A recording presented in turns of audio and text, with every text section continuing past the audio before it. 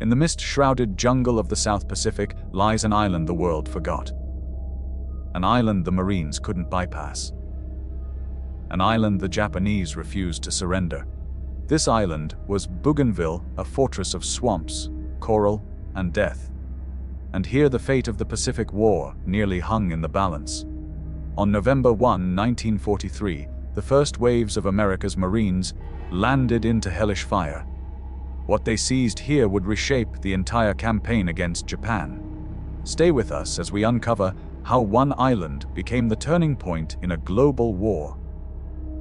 In the vast theater of the Pacific War, the Allied advance faced a formidable challenge: how to strike at the heart of Japan's defensive perimeter.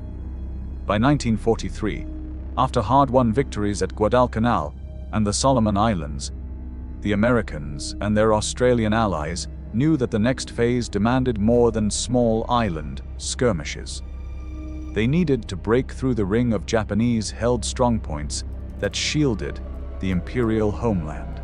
Among the most vital of these strongpoints was Rabaul on New Britain, a massive Japanese aerial and naval fortress from which waves of aircraft struck Allied shipping, ground forces, and airfields across the region. To neutralize Rabaul, the Allies required airfields within bomber range, and the only place suitable for such an undertaking lay on one of the most forbidding islands in the Pacific, Bougainville. Bougainville was no scenic stepping stone. It was a crescent-shaped island, ringed by reefs, tangled in jungle, drenched in rain, and defended by tens of thousands of Japanese troops who had spent 18 months turning each hill and clearing into a fortress. The decision to invade that island was heavy with risk, but bypass it the Allies could not. If the Marines failed to establish airfields there, Rabaul would remain unconquered, the Japanese defense ring unbroken, and the war in the Pacific prolonged. On the Japanese side, approximately 36,000 fighting men were entrenched on Bougainville when the assault plans took shape. These soldiers were not simply holding ground, they were building a fortress. Bunkers dug into coral rock, artillery positions hidden beneath coconut logs, machine gun nests woven into jungle roots, and intricate fields of mines and barbed wire laid in marshes and beaches alike. The terrain worked in their favor. Mangrove swamps stretching from the coast inland, dense jungle canopy that swallowed movement and muffled sound, ridges and valleys that hid Japanese guns from aerial discovery, tidal ranges that rendered many coastal zones impassable, all these combined to transform Bougainville into an impossible island. American commanders repeatedly confronted the question: could we wrest a foothold here, and if so, at what cost? Reconnaissance told the story. Photographs revealed shallow reefs that would prevent conventional landings, maps were obsolete, paths turned into quagmires in heavy rain, and hidden enemy positions lurked under jungle camouflage. The Japanese expected an assault on the east side of the island, near their airfields and supply dumps. Yet the Americans opted for a surprise. The landing would come at Empress Augusta Bay on the west coast. A wild, swampy coastline the Japanese believed unsuitable for a major invasion. This strategic feint and selection of a less expected beachhead proved decisive. Months of intense preparation preceded the amphibious strike. Submarines slipped in to plant reconnaissance teams on unmapped beaches. PT boats raced through black night seas to drop scouts inland. Marine raiders crept into jungle fringes, noting enemy trails, bunker positions, coastal gun arcs, and reef patterns. Every image, every footprint, every tide mark mattered. Meanwhile, the 1st Marine Amphibious Corps underwent rigorous training. Fresh recruits marched side by side with veterans hardened in the jungles of Guadalcanal and New Georgia. Terrain models were built, fortification patterns studied, landing craft rehearsed endlessly. The Marines drilled amphibious assaults until the muscle memory replaced thought. They were taught to expect jungle ambushes, hidden mortars, nil roads, and razor wire swamps. They knew the cost. Every man who slipped, got bogged, or took a sniper bullet pushed their friends further into danger. Deception was central.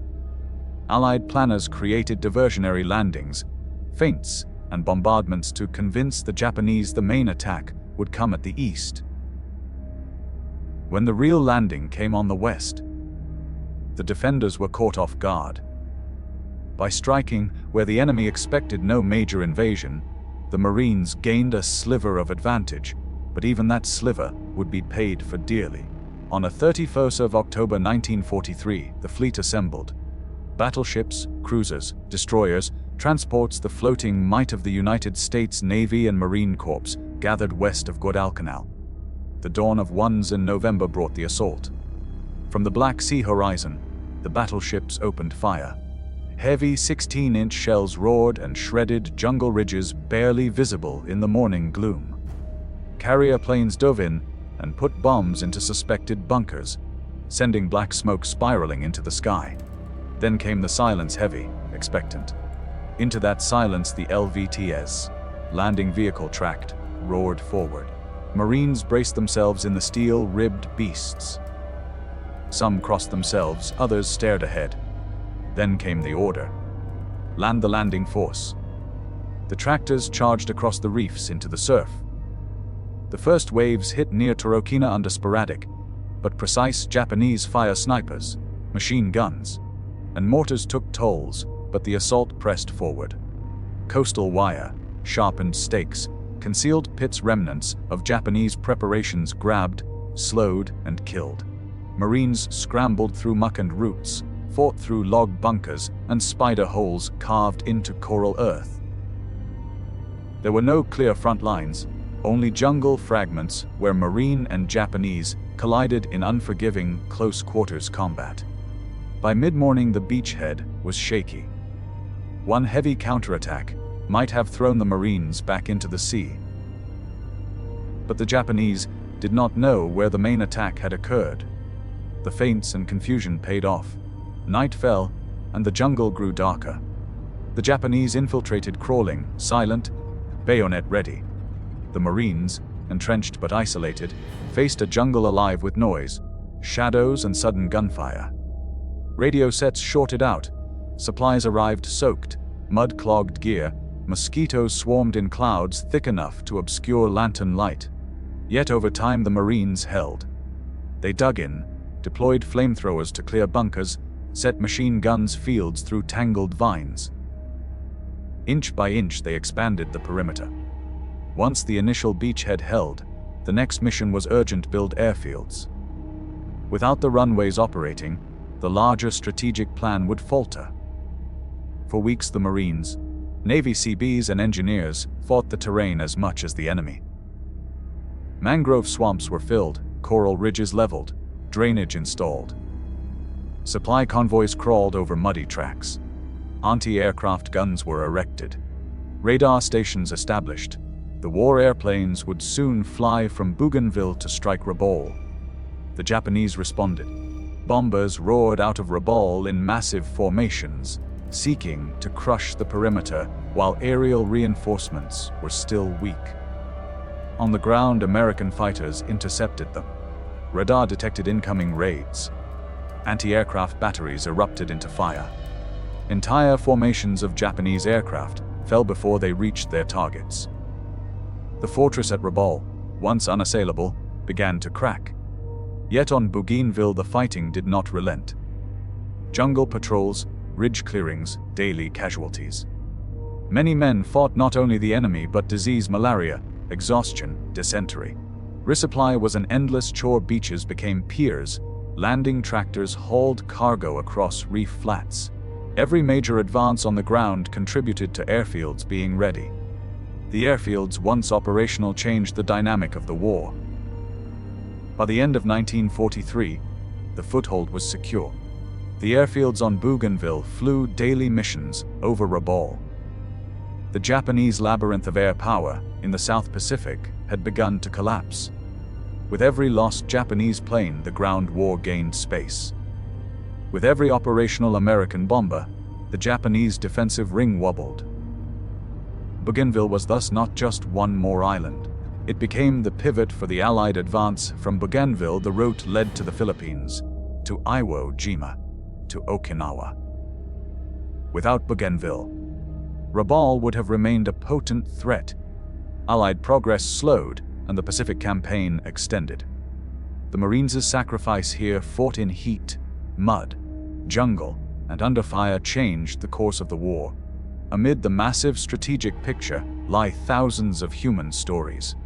The Marine who carried his wounded buddy across a flooded reef. The field medic who refused to leave his post even under shell fire. The scout who slipped through jungle undergrowth to count enemy bunkers. Letters home speak of fear, hope, comrades lost, of mangled terrain and endless rain. Many wrote that the smell of the jungle, rotting growth, mud, cordite became their constant companion. Casualties soared. Supply losses mounted. The terrain resisted every effort. In the aftermath, Bougainville stands not simply as a battle, but as a testament to endurance, courage, and the refusal to surrender. Veterans later returned, jungle cleared, bodies buried, old bunkers visited. For historians, the lessons persist. Intelligence saves lives. Deception can win battles. Terrain is a combatant itself, and no objective is too remote if determination is strong. Modern audiences often recall Iwo Jima, Okinawa, or Guadalcanal. But Bougainville was the keystone. Without it, the Allied machine might have ground to halt. Bougainville taught the victorious what the cost of war really is: blood, planning, grit, and sacrifice. For lovers of military history, the island remains significant not for its size or glamour, but for its strategic weight. The world turned here. When you walk through Bougainville today, you see old airfields reclaimed by jungle, crumbling bunkers swallowed by vines, memorials of men long gone. The ghosts of the Marines, the Japanese defenders, the Seabees, and the pilots still whisper from the trees. And the lessons remain vital, that sometimes history hinges on islands most of the world will never know. In the distant war zones of 1943, amid coral reefs and jungle, amid rain and shellfire, the Marines took on the impossible. They landed, they held on, they built, they struck. At Bougainville, they didn't just win a battle, they opened a path. A path from the South Pacific to Japan. A path of liberation. A path that ended in victory. Today we remember not just the names of battles, but the cost, the strategy, the men. Bougainville stands as a reminder that in war, the unseen islands, the forgotten beaches, the impossible landings, are sometimes the ones that matter most. Let us honor them, and let the story of Bougainville live on.